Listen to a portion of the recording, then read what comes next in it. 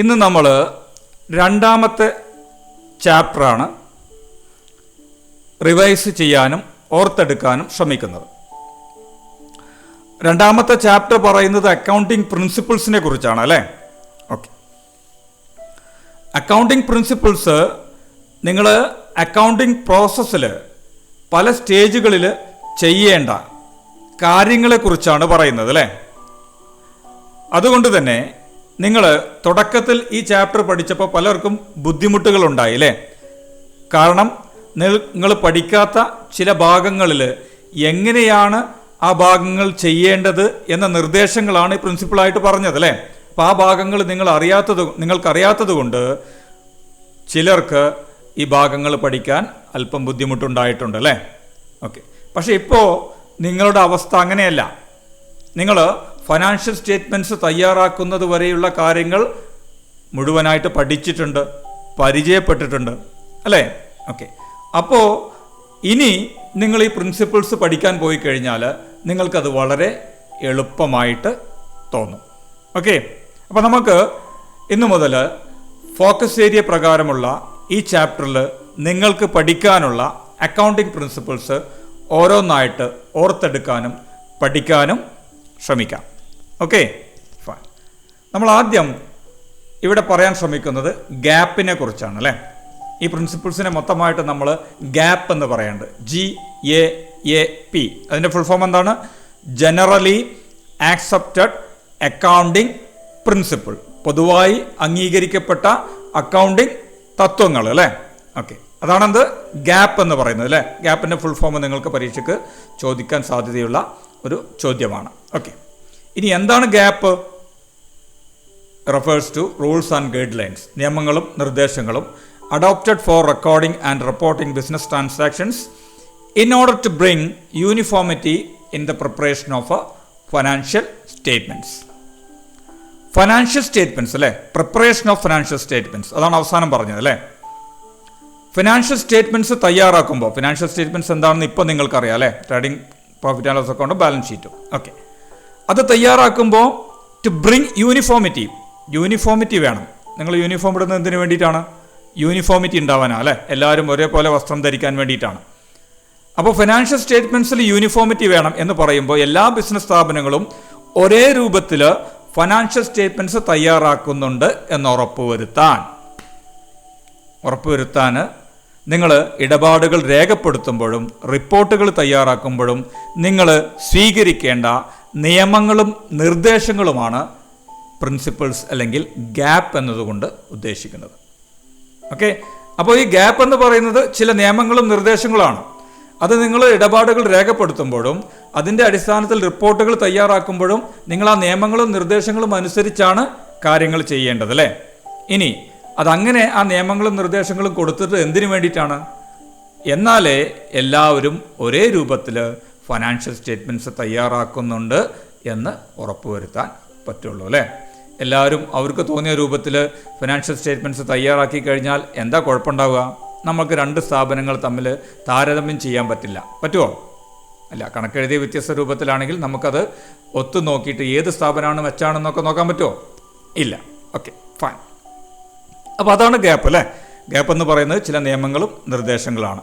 അത് നിങ്ങൾ ഇടപാടുകൾ രേഖപ്പെടുത്തുമ്പോഴും റിപ്പോർട്ടുകളൊക്കെ തയ്യാറാക്കുമ്പോൾ ആ നിയമങ്ങളും നിർദ്ദേശങ്ങളും അനുസരിച്ചാണ്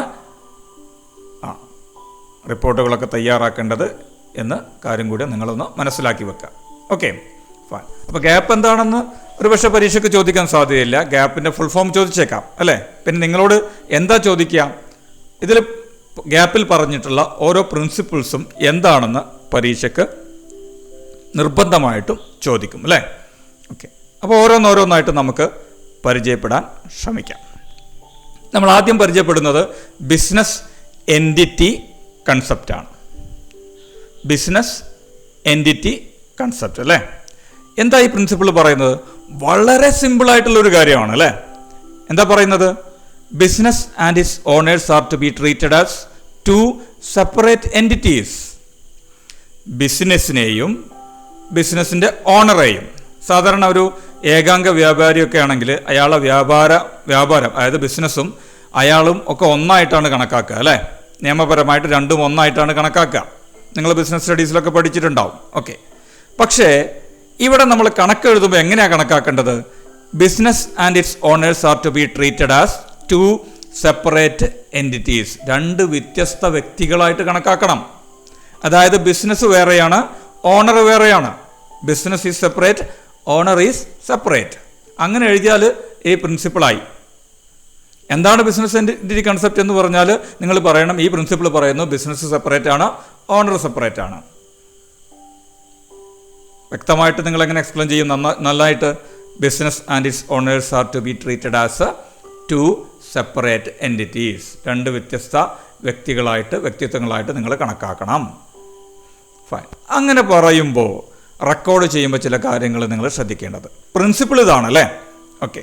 പക്ഷേ ഈ പ്രിൻസിപ്പിൾ ഈ ഒരു കാര്യം പറയുന്നത് കൊണ്ട് നിങ്ങൾ ശ്രദ്ധിക്കേണ്ട രണ്ട് കാര്യങ്ങളുണ്ട്.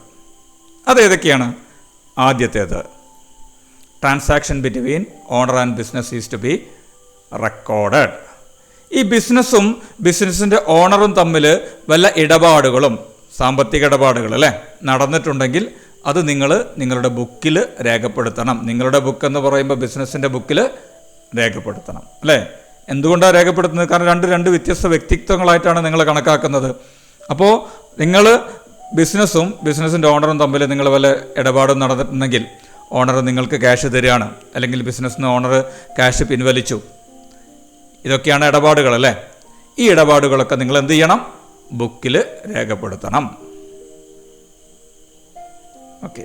അതിൻ്റെ കാരണം, ഈ ഇടപാടുകൾ രേഖപ്പെടുത്താനുള്ള കാരണം എന്താണെന്ന് വെച്ചാൽ നിങ്ങൾ എന്താ പറയുക? ബിസിനസ് എൻറ്റിറ്റി കൺസെപ്റ്റ് പ്രകാരം പറഞ്ഞിട്ടുണ്ട് ഓണർ വേറെയാണ്, ബിസിനസ് വേറെയാണ്.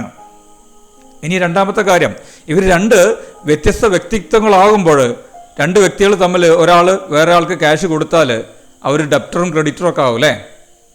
രണ്ട് വ്യക്തികൾ തമ്മിൽ ക്യാഷിൻ്റെ ഇടപാട് നടക്കുകയാണ്. ഒരാൾ വേറെ ആൾക്ക് ക്യാഷ് കൊടുത്തു തൽക്കാലം ഉപയോഗിക്കാനായിട്ട്. അപ്പോൾ ആ ക്യാഷ് കിട്ടിയ ആൾ കടക്കാരനായി, ക്യാഷ് കൊടുത്ത ആൾ കടം കിട്ടാനുള്ള ആളായി അല്ലേ? ഡെപ്റ്ററും ക്രെഡിറ്ററും ഒക്കെ ആവില്ലേ? ഓക്കെ. അതേപോലെ തന്നെ ബിസിനസ് ഓണറും തമ്മിൽ ഇവിടെ ക്യാഷ് ഇടപാട് നടക്കുന്നുണ്ട് അല്ലേ? ഓണറാണ് ബിസിനസ് ചെയ്യാൻ ആവശ്യമായ ക്യാഷ് കൊടുക്കുന്നത്. ഓക്കെ.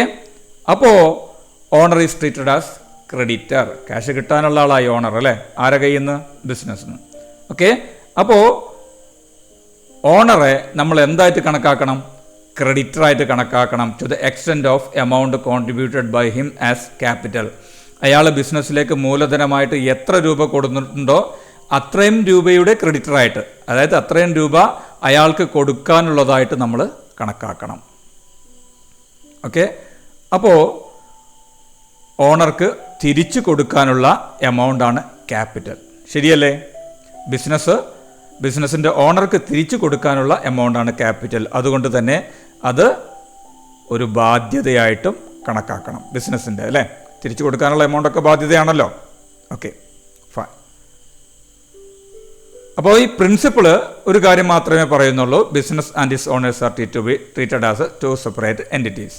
രണ്ട് വ്യത്യസ്ത വ്യക്തിത്വങ്ങളാണ് എന്ന് മാത്രമേ ഈ പ്രിൻസിപ്പിൾ പറയുന്നുള്ളൂ. അങ്ങനെ പറയുമ്പോൾ നമ്മൾ ശ്രദ്ധിക്കേണ്ട രണ്ട് കാര്യങ്ങളുണ്ട്. എന്താണ്? അങ്ങനെ രണ്ട് വ്യത്യസ്ത വ്യക്തികളാവുമ്പോൾ ഈ രണ്ട് വ്യക്തിത്വങ്ങൾ തമ്മിലുള്ള ഇടപാടുകൾ നിങ്ങൾ ബുക്കിൽ രേഖപ്പെടുത്തണം. ഓണറുമായിട്ടുള്ള ഇടപാടുകൾ നിങ്ങൾ ബുക്കിൽ രേഖപ്പെടുത്തണം. രണ്ടാമത്, ഓണർ ബിസിനസ്സിലേക്ക് ക്യാപിറ്റലായിട്ട് കൊടുക്കുന്ന തുകക്ക് അയാൾ ക്രെഡിറ്ററായിട്ട് നിങ്ങൾ കണക്കാക്കണം അല്ലേ? അതുപോലെ തന്നെ ക്യാപിറ്റൽ ബിസിനസ്സിൻ്റെ ബാധ്യതയായിട്ടും കണക്കാക്കുന്നു. ക്ലിയർ? വളരെ സിമ്പിളാണ് അല്ലേ? ഓക്കെ. ഇനി നമുക്ക് രണ്ടാമത്തെ പ്രിൻസിപ്പിൾ ഏതാണെന്ന് നോക്കാം അല്ലേ? അതും വളരെ എളുപ്പത്തിൽ പറയുന്ന ഒരു കാര്യമാണ്. കൂടുതലായിട്ടൊന്നും അതിൽ പഠിക്കാനില്ല അല്ലേ? എന്താ പറയുന്നത്? Going concern concept. Going concern ആണ് അല്ലേ? ഒരുപാട് കാലം ബിസിനസ് നിലനിൽക്കും എന്ന ധാരണ ഗോയിങ് കൺസേൺ ആണ്. തുടർച്ചയായിട്ട് നടന്നുകൊണ്ടിരിക്കുന്ന സ്ഥാപനമാണ്. ഭാവിയിലും അങ്ങനെ തന്നെ ആയിരിക്കും. So, the principle says business firm would continue to carry out its operations for a long period. Business അതിൻ്റെ പ്രവർത്തനങ്ങൾ ഒരുപാട് കാലം ചെയ്യുമെന്ന്, ദീർഘകാലം ചെയ്യുമെന്ന് കണക്കാക്കുന്നു.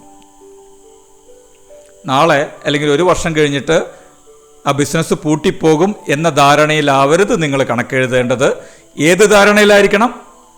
Business will last for a long period, ഒരുപാട് കാലം നിലനിൽക്കും എന്ന ധാരണയിലായിരിക്കണം കണക്കെഴുതേണ്ടതെന്ന് പറയുന്നു അല്ലേ. വളരെ എളുപ്പമാണ്. ഗോയിങ് കൺസേൺ എന്ന പേര് കേട്ടാൽ തന്നെ അതെന്താണ് പറയുന്നത് അറിയാം അല്ലേ. Business firm will continue to carry out its operations for a long period. അല്ലെങ്കിൽ പറയും ബിസിനസ് ഹാസ് ഇൻഡെഫിനിറ്റ് ലൈഫ്. ബിസിനസ്സിന് ഒരുപാട് ലൈഫുണ്ട് അല്ലേ, അനിശ്ചിതമായിട്ടുള്ള ലൈഫുണ്ട്. ഒരു പ്രത്യേക കാലമല്ല, 2 വർഷം 3 വർഷം അങ്ങനെയല്ല പറയാം. ബിസിനസ്സിന് എത്രയുണ്ട്? ഒരുപാട് കാലം ലൈഫുണ്ട് എന്ന് പറയുന്നത് ഈ പ്രിൻസിപ്പിൾ പ്രകാരമാണ്. Okay, so going concern concept എന്താണെന്ന് ചോദിച്ചാൽ നിങ്ങൾ പറയും ഈ കൺസെപ്റ്റ് പ്രകാരം business will last for a long period or business will carry out its operations for a long period. ഒരുപാട് കാലം ബിസിനസ് പ്രവർത്തനങ്ങൾ ചെയ്യുമെന്ന് കണക്കാക്കുന്നു. അത്രയേ ഉള്ളൂ അല്ലേ. Very simple, isn't it? Okay, ഇനി നമുക്ക് മൂന്നാമത്തെ പ്രിൻസിപ്പിൾ എന്ന് നമ്മൾ പഠിക്കാൻ പോകുന്ന last one is money measurement concept. ഇതും വളരെ എളുപ്പമാണോ? Money measurement concept. ഏത് ഇടപാടുകളാണ് നിങ്ങൾ രേഖപ്പെടുത്തേണ്ടത്? Only financial transactions, only those transactions which can be expressed in terms of money. പണത്തിൻ്റെ അടിസ്ഥാനത്തിൽ എക്സ്പ്രസ് ചെയ്യാൻ പറ്റുന്ന അല്ലെങ്കിൽ പറയാൻ പറ്റുന്ന ഇടപാടുകൾ മാത്രമേ രേഖപ്പെടുത്താവൂ എന്ന് പറയുമ്പോൾ നമ്മൾ മലയാളത്തിൽ എന്ത് പറയാ? സാമ്പത്തിക ഇടപാടുകൾ, പണത്തിൻ്റെ അടിസ്ഥാനത്തിലുള്ള ഇടപാടുകൾ മാത്രം രേഖപ്പെടുത്താൻ പാടുള്ളൂ, സാമ്പത്തിക ഇടപാടുകൾ മാത്രമേ രേഖപ്പെടുത്താൻ പാടുള്ളൂ എന്ന് ഏത് പ്രിൻസിപ്പിൾ പറയുന്നു? മണി മെഷർമെൻറ്റ് കൺസെപ്റ്റ് പറയുന്നു. സാമ്പത്തിക ഇടപാടല്ലാതെ വേറെ വല്ല സംഭവം നടന്നാൽ അത് നമ്മൾ അക്കൗണ്ടിൽ രേഖപ്പെടുത്തുമോ? ഇല്ല. അതായത് ഉദാഹരണമായിട്ട് പറയുകയാണെങ്കിൽ നമ്മളൊരു മാനേജറെ ബിസിനസ്സിലേക്ക് അപ്പോയിൻ്റ് ചെയ്തു അല്ലേ, അത് സാമ്പത്തിക ഇടപാടല്ല, അതുകൊണ്ട് തന്നെ നമ്മളത് ബുക്കിൽ രേഖപ്പെടുത്തില്ല. ഒരു തൊഴിലാളി നല്ല കഴിവുള്ള തൊഴിലാളിയാണ് അല്ലേ, നന്നായിട്ട് ജോലി ചെയ്യാൻ കഴിവുള്ള തൊഴിലാളിയാണ്, അപ്പോൾ അയാളുടെ കഴിവ് നമ്മൾ ബുക്കിൽ രേഖപ്പെടുത്തുമോ?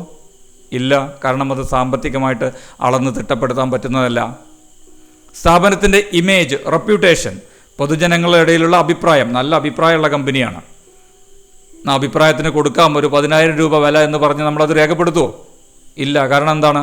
ഈ ഇമേജ് നമ്മൾ പണത്തിൻ്റെ അടിസ്ഥാനത്തിൽ അളന്ന് തിട്ടപ്പെടുത്താൻ പറ്റുമോ? ഇല്ല. അപ്പോൾ ഈ കാര്യങ്ങളൊന്നും നമ്മൾ എവിടെ രേഖപ്പെടുത്തില്ല? ബുക്കിൽ രേഖപ്പെടുത്തില്ല.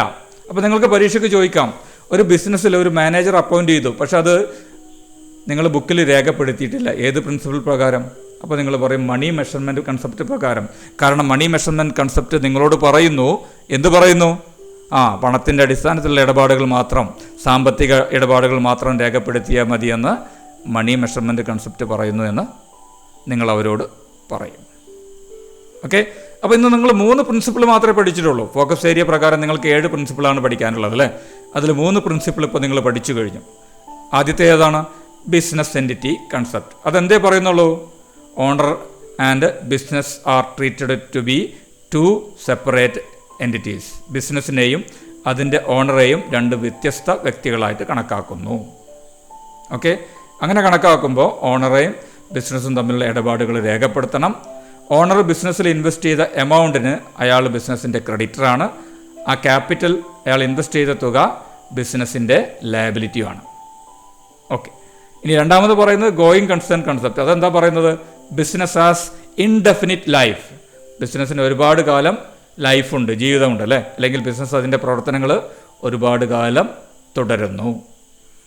And the last one, third one which we studied today is money measurement concept, which says only those transactions which can be expressed in terms of money are to be recorded in the books, which simply means സാമ്പത്തിക ഇടപാടുകൾ മാത്രമേ ബുക്കിൽ രേഖപ്പെടുത്താൻ പാടുള്ളൂ. വളരെ എളുപ്പമാണ് അല്ലേ.